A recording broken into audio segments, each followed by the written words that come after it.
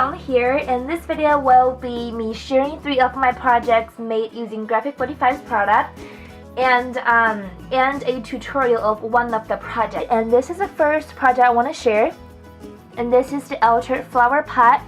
I made this using Graphic 45's Botanical Tea collection. I used 8x8 paper, and as you can see, the flower pot they have paper all around it. I can turn around and you can see it has paper all around it. Alright, and the paper, see the back is totally different from the front. So the paper I used for the flower pot body part is botanical tea. Can't even talk. It's botanical tea and Secret Garden. So basically what I did is I just cut them to 1/2 inch with paper strips, and then I run them through my cuddle bag using a embossing folder, and I inked every strip with chalk ink. And the chalk ink's color is very close to the paper's color, so it adds more definition, but it also fits the whole color theme. And then, oh yeah, before I do that, I paint the whole bucket white first. And then I used some trim. You can see underneath there. I hope you can see it. The trim under there that was those dangling stuff. I align this whole bucket with this trim first, and then I spray this trim with pink color, and then I use this trim to put around it after that, and then I used my blue paint to color the center. So it has more definition or dimension. It has more interest, so it's not so boring. And then I did a ton of fussy cutting, as you can see here in the flower pot. Here in the flowers, they're just like maybe 2 hours of fussy cutting. I'm not that fast at fussy cutting. And then I just glue them onto the sticks that you can get. Oh, those sticks, they're I got them from Joanne in the gardening section, so you can buy those Spanish moss and like foam cord there. That's where I got those sticks, and I painted 3 of them white, but I left the rest of them the brown color because the 3 white ones are the one I think is the focal point. I hope you can see this is a white one, and here the back is a white one, and there is a white one, and the rest of them is just brown. I just made it to make it as a spring decor in the house. So it's really fun to make, and it's not that time consuming. So if you want to make a quick, fun spring decor for your home, I think this is a perfect project for you. And look at all the flowers, they're so pretty. You don't even have to add those extra embellishment. The paper, the flowers in the paper really just does all the job for you. So yeah, really hope you like this project because I really love how it turned out. And if you wonder how I make the sticks stand up, I just pour a lot of sand into the bucket, and as you can, I hope you can see it. Can you see the sand? And just stick those sticks back in there. And oh yeah, before I forget, if you want to make it more useful, you can put your pencils or pens or anything like that in there, so it can act like a pen holder as well, which I think is a super cool idea. Let me just show you. So let me just grab a pen, which is purple color. It does not fit the color thing, but it doesn't matter. So yeah, see? It can hold your pen and pencils as well, which is a very cool thing to have. I think a very fun craft project to do, but it's also very useful. So yeah, let's move on to my next project. I really hope you enjoy this one. So the next project will be a altered card. My altered card will be a mixed media card I made using Graphic 45's Botanical Tea collection. Hi, I'm back. So this is the card that I made using Botanical Tea collection, and I used some. This is the Petaloo botanical flower, which I think is gorgeous, and I used some of my orchid craft flowers on there as well. And I used tons of shimmers to add texture, add color to make it very grungy, very mixed, very me, which I think my style of mixed media is not very clean, but I love how they turn out. I fussy cutted some leaves. I hope you can see these leaves here and there's 2 leaves there, and I cut out some of their little card thingy that this in a pattern paper and just put them in the background, and I folded and curled some paper here just to add an extra dimension and texture. I think this one looks really good, and you'll see a start to finish video on this as well. And I love how this card turned out. I really hope you guys like it too.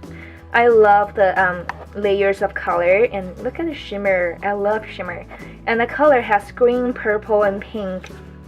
I hope you can see it because the color of the paper is just beautiful, so I want the color from the background to stick to the color theme of the paper. So that's why I chose this color. And I put gesso all over the flowers as well to tone down a little bit so they're not too bright and too in your face kind of vibrant, because I want the background to show up and I don't want the vibrant color of the flowers to compete with the background. So yeah, this is the card that I made, and now I will take my Ultra Gazebo here and I will do a short project share video on project share part on how I made the gazebo. So yeah, I'll be back soon. Hi everybody, I'm back with this fashion gazebo that I made using Graphic 45's Bursum, Couture, and French Country collection. So I'm not going to talk a lot about the measurement and how I put this together, because in the tutorial or the start to finish video you'll see in part 2, I will show you the measurement and the process of how I put this together. So if you want to make a exact same gazebo, you can do it. Just follow the tutorial, and I think it's really easy to make. But in this project share, I will be talking about how I decorate this fashion gazebo. So as you can see, there are many girls in this gazebo. There are girls from Bursum This is girls from Bursum collection, and this is girl from a Bursum, and this is girl from Bursum. And I have girls from the Couture collection as well, as you can see. So I think it looks like a fashion gazebo that presents the world of the fashion world, literally the fashion world. So that's my what I'm going for. And I fussy cut out some elements from the paper and to put around this area, just to decorate it up a little bit to make it look fancier, I guess. And you can see there are little benches. Here there's one bench, and here is another bench, because I think, you know, a gazebo should have a bench, right? I used popsicle sticks and I glue them onto a piece of cardstock, which is very, very easy. As you can see, if I flip this, not cardstock, a piece of chipboard, you can see the background is black. I put them on a black chipboard, and then I paint this popsicle sticks black, and then I use my Prima Chalk ink edges to give it a brown color, so it has a black undertone, but the black is not too opaque. I watered down my black paint so it won't be too opaque, so it won't cover the whole bench, but I just used some watered down black paint to make it look it has a weathered look. And I used chalk ink paint and chalk ink edges in brown colors to go over the benches so they have a dark wood finish.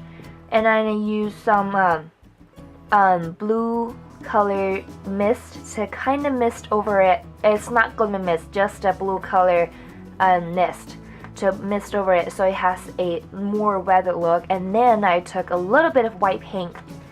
I really hope you can see it. Let me just do this. And I took a little bit of white paint.